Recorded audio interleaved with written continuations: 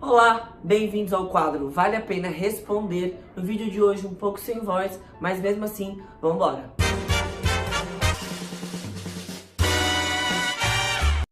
A primeira pergunta é do James, lá no Facebook, que quer saber a diferença entre balancês e valsas e como se ensina na minha escola. É só uma mudança de nomenclatura.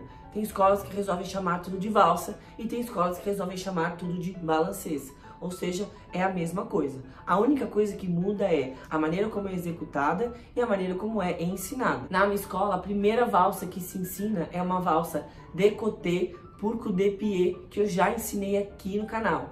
Começa a se ensinar essa valsa e depois ela vai avançando igual as outras escolas para as outras valsas, valsas que vão para trás, valsas anturnãs, todas as outras.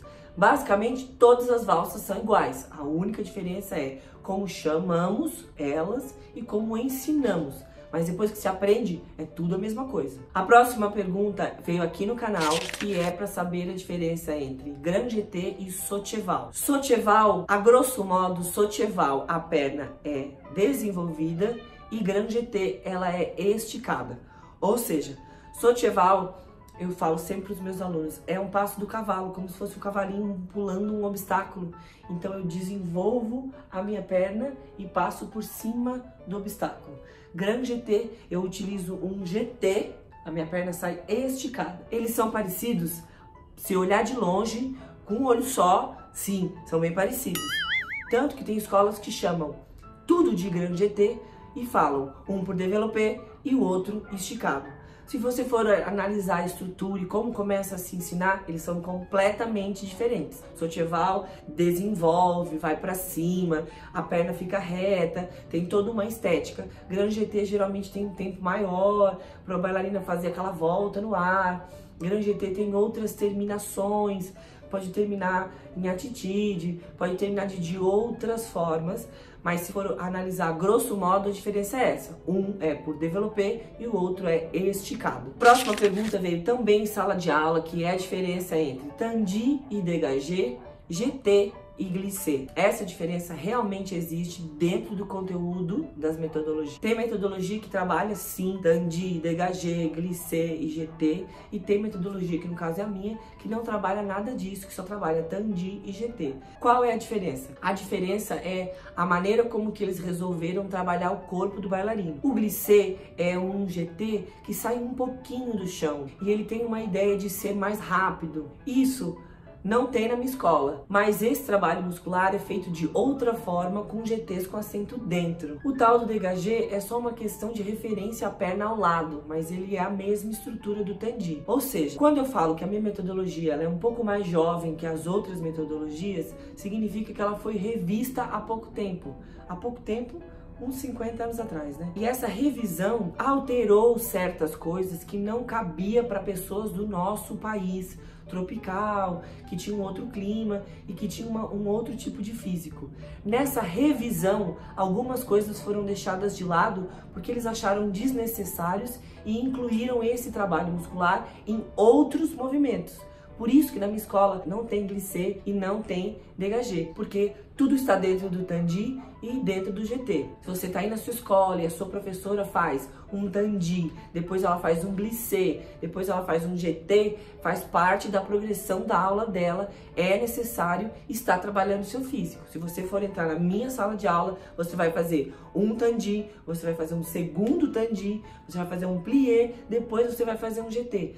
Tem uma diferença aí na estrutura que eu acabei de falar, mas eu vou trabalhar muscularmente a mesma coisa. Mudou a minha fala e mudou a estrutura da aula, mas o físico está sendo trabalhado da mesma maneira. Então, para fechar esse vídeo, eu gostaria de citar ainda outras questões como: tem escolas que chamam a primeira posição de liberar babá, tem escolas que falam suplés do candomblé, tem outras que falam do candomblé da frente, do candomblé atrás, tem escolas que citam passé, tem escolas que falam só de tirei.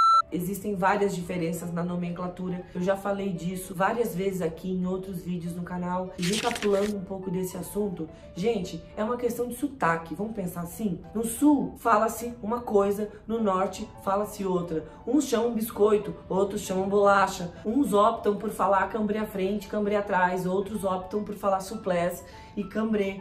Essa diferença não interfere muito na vida de um bailarino adulto, não interfere muito na vida de uma bailarina que já está formada. Essas diferenças são a maneira como as escolas resolvem ensinar para suas crianças.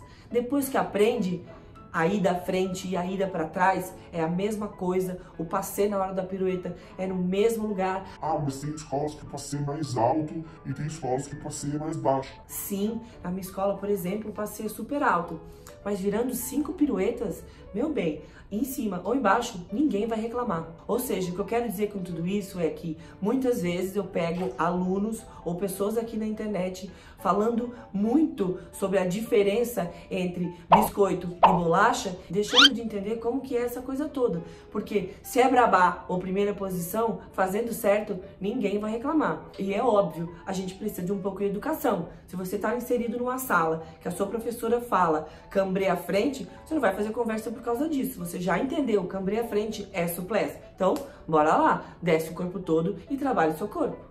Uma questão que eu acho super legal, que a gente pode até abrir aqui nos comentários ou lá nas minhas redes sociais, é entender por que essas diferenças existem e onde elas trabalham de maneira diferente no corpo de um bailarino em formação. Por que antes a gente trabalhava glissé e por que agora a gente trabalha GT? Por que na minha escola a ordem é exercício tal, tal, tal e na minha escola a ordem é todo o contrário? Qual é a diferença muscular disso? Esse tipo de assunto acadêmico é super saudável e importante para os professores entender onde eles estão. Agora, um canal reto entre eu e você, aluno.